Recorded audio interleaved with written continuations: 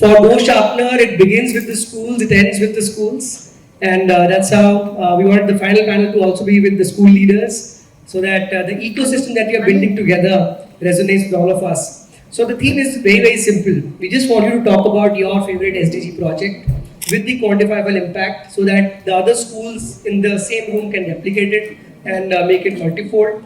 So anyone who wants to go in first, maybe Himani ma'am, you want to go in first? Okay. Good evening, everyone, and it's a pleasure to be a part of this panel. And thank you, Go Sharpener. It has been a very time full of reflection and learning for all of us. Well, when last time I was here, I shared how we are using sewage treatment plant in our school to recycle water, and on the daily basis, we are recycling around 80 kiloliters of water for using it for all kinds of non-potable purposes. Now, in the same line of making infrastructural changes, this year we have been purchasing and installing these solar panels in the school. They will be operational this April onwards. And well, more than infrastructure, I think sustainability, like all the panelists have been talking about, is more about thought process and the mindset. So I'm going to digress a little maybe and talk about how we are trying to cultivate this mindset at our school. So as school leaders, we know how challenged we are when it comes to time. So it was very important for us that sustainability is embedded in the school ethos. So we decided to make it a part of teaching and learning. So now we have these labs, which we call the Civic Learning Labs. We call them Civic Learning Labs. They are multidisciplinary labs and they integrate with one or the other SDG. So they include science, mathematics, social studies, performing arts, visual arts, and an SDG. And the most important is, this project comes out of a problem that is real life. For example, in the news there was this issue of Indore contamination of water. So we are deriving our projects from the current affairs.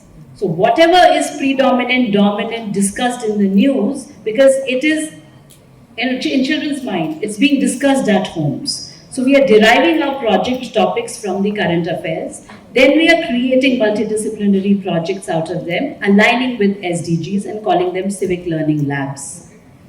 They will be the part of curriculum and they will be assessed. They will appear in the report cards for periodic assessments, half-yearlies, as well as the final exams. So we have integrated sustainability into the student and the teacher mindset, that it is not something that can stay at the periphery. It is not a side project. You know, you have to be consistently doing it throughout the year. Civic Labs as a concept? Civic Learning Labs. So this is the concept that we derived after mutual discussions as a leadership and with the teachers. So this is one thing that we are doing. And it carries substantial weightage. It is around 100 marks, 25% weightage in the final exams. Wow. And as a part of this, each sustainability project will tie up with one of the knowledge partners of yours. Amazing. So that is one thing that we have tried this year, and perhaps I will be able to share more tangible outcomes with you in the next conference. Absolutely, absolutely. But I think great thoughts.